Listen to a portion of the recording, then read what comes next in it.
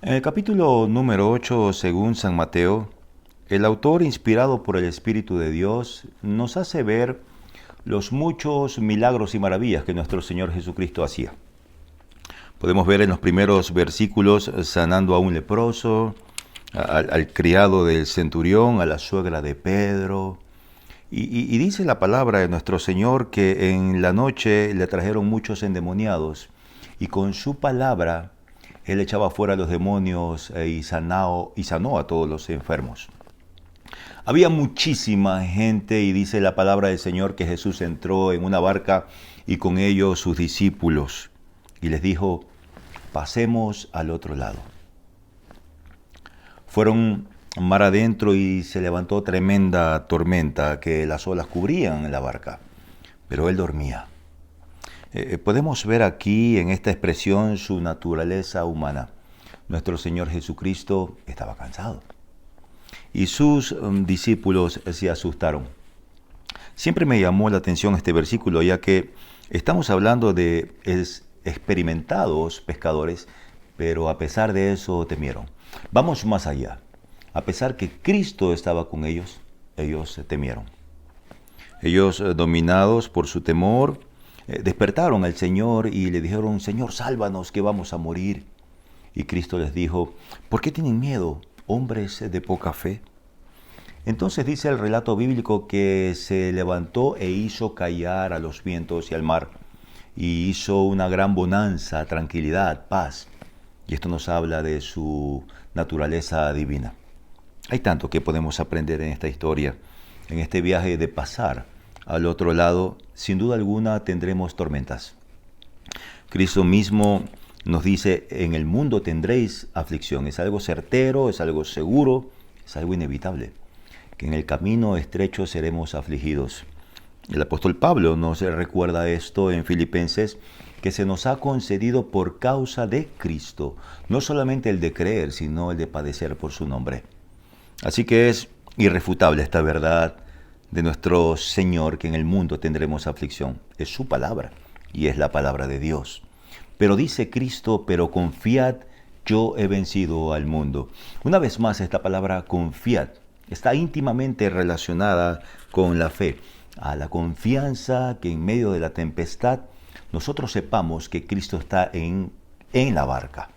Recordemos las palabras del salmista, en el día que temo yo en ti confío. En los momentos de angustia, en las horas tristes de nuestra vida, cuando nuestra barca se encuentra en medio de la tempestad, debemos recordar que nunca naufragará. No por falta de tormentas que azotan a ella, no por falta de vientos que arremeten en contra de ella, no por nuestra astucia de poder dominar la barca en medio de la tormenta, sino por Cristo, quien es el capitán de la barca, y nos lleva y nos llevará seguros hasta que pasemos al otro lado. Señor, sálvanos que morimos, decían los discípulos. Y esto nos hace pensar que ellos fueron controlados por el miedo y por la angustia. Aunque mostraron tener fe en el Señor, al mismo tiempo mostraron lo débil de su fe. Por eso Cristo les dice, hombres de poca fe. Piense conmigo. En medio de la tempestad, en medio de tanta confusión, Cristo les pregunta a sus discípulos, ¿por qué tienen miedo? Y esto nos enseña algo. Como creyentes tenemos, por así decirlo, el derecho a sentir temor en ciertas situaciones, pero no debemos dejarnos por ese temor controlarnos. En Deuteronomio 6:6, la palabra del Señor nos enseña algo muy importante. Después de dar los mandamientos, estatutos y decretos al pueblo escogido de nuestro Señor, nuestro mismo Dios le dice a su pueblo, y estas palabras que yo te mando hoy estarán sobre tu corazón. La fe no se basa en nuestras emociones o en nuestros sentimientos, sino en las convicciones que Dios por medio de su palabra nos hace poner en su corazón o en nuestros corazones. Así que por medio de la palabra, por medio de su santa palabra, crecemos en esta salvación que el Señor nos ha regalado. Así que tenemos la responsabilidad de fortalecer nuestra fe. Dice la palabra del Señor en 1 de Pedro 2:2, desead como niños recién nacidos la leche espiritual no adulterada para que podamos crecer en la salvación. Recordemos que la naturaleza humana sigue siendo la misma, pero al mismo tiempo recordemos que Dios sigue siendo el mismo. Recordemos el propósito de las tormentas en nuestras vidas.